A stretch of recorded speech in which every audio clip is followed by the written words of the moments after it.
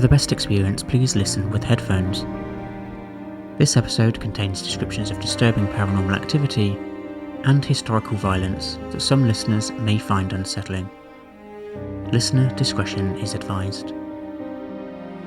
Welcome to Beyond Haunted UK. Tonight's story takes us to a quiet farmhouse in New York State. A place that looks ordinary until you understand why the Catholic Church stepped in. Not to exorcise a person, but a building. This is the story of the Hinsdale House. The Hinsdale House is surrounded by forest and open land. It's isolated, quiet, and the kind of place where people move to when they want peace. But long before the house was built, the land already had a reputation. Local indigenous history speaks of this area as a place where the boundary between worlds feels thin, a place used for ritual and, in darker times, punishment. There are persistent stories of executions carried out in the nearby woods, of unmarked graves, and of suffering absorbed into the ground itself. By the late 19th century, settlers reported strange lights moving through the forest at night, voices calling from the trees, and shadow figures watching from the ridgeline. The land was never empty. It was only quiet. In the 1970s, the Dandy family moved into the farmhouse. Phil and Clara believed they were starting a new chapter, with 6 acres of land, fresh air, and a place to raise their children. At first, nothing seemed wrong. But within days, the children began waking in the night. They complained of footsteps outside their bedroom doors, and of whispering voices calling their names. Soon after came the scratching. Not the attic, not under the house, but inside the walls themselves. At first, the family tried to rationalise it. Old house noises, animals, and settling timber. But the activity didn't fade.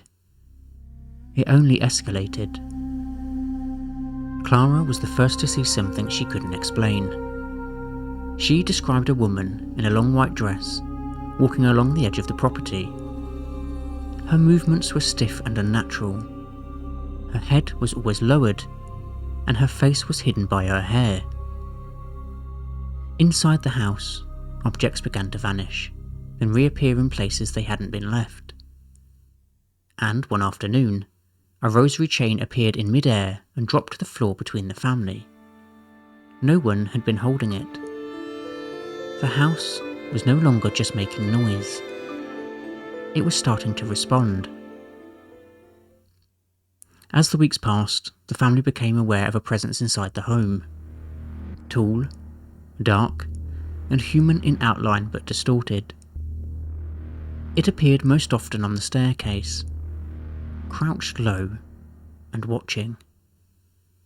Clara described its limbs as long, its movements sharp and unnatural, as though it didn't move smoothly through space. The children began refusing to sleep alone. They said it stood at the foot of their beds at night, silent and patient. Phil, however, experienced something more physical. One night, he woke to the sound of breathing beside him, slow and heavy.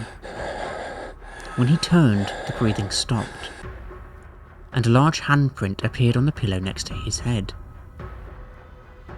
At this point, the family realised this wasn't fear-feeding imagination.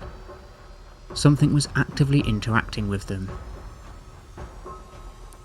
The figure Clara had seen outside began appearing inside the house. She stood in doorways and at the foot of beds. Witnesses said she didn't walk. She drifted. And when she lifted her head, there was no face, just darkness. The children began waking, screaming in the night, convinced she had been standing over them, watching as they slept. The house was not the only source of activity. Multiple witnesses described a presence in the surrounding forest, large, broad, and moving along the tree line. It scratched at the exterior walls and paced outside the windows.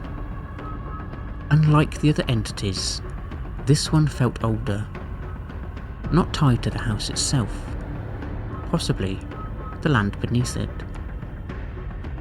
As the activity in the home intensified, so did whatever was watching from the trees. The situation reached breaking point, and one night, without warning, one of the daughters screamed from her bedroom. When her parents ran in, her bed was shaking violently, as though something beneath it was forcing its way upward. Books threw from shelves, and dishes smashed in the kitchen. A lamp was thrown across the room with such force it embedded itself into the wall.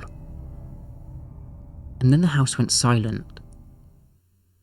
Completely silent. The family fled barefoot into the woods, running until they reached the road, and they refused to return inside. And this was the moment authorities, and the church, became involved. Father Alphonsus Trebold was called to the house. He later described the atmosphere inside as oppressive, as though the air itself was pressing down on him.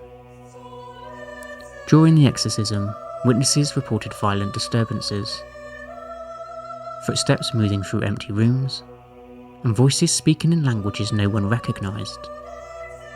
A dark mass was seen moving across the ceiling. At one point, the crucifix was knocked from the priest's hand and slid across the floor on its own. The rite was completed, and the activity slowed. However, it did not stop. The house was not cleansed, only subdued. The Dandy family moved out soon after. They reported ongoing nightmares, sleep paralysis, mood changes, and a persistent feeling of being watched even away from the property.